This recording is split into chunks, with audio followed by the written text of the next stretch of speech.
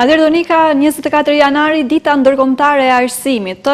Kur flasim, kur diskutojmë mbi arsimin, për çfarë po diskutojmë realisht sot? Në çfarë si ka ndryshuar, le të themi, nga këto shkolla formale me të cilat jemi mësuar, si e shohim gjendjen sot? Them të drejtën, arsimi nga koha ime, domethënë si ndërse qoftë ato më përpara, ne tani shohim një arsim më shumë lidhur me teknologjinë. Më tepër është lidhur me teknologjinë, por arsimin e shohim si një të ardhme, si një të tashme dhe gjithçka tjetër, sepse pa një arsim siç duhet ne nuk kemi një popull apo një rini apo një të ardhme siç duhet. Gjithçka fillon nga arsimi. Gjithçka nis apo ajo që ne si arsimohemi, si arsimojmë gjeneratat e reja, çfarë do arrim, gjithçka varet nga arsimi.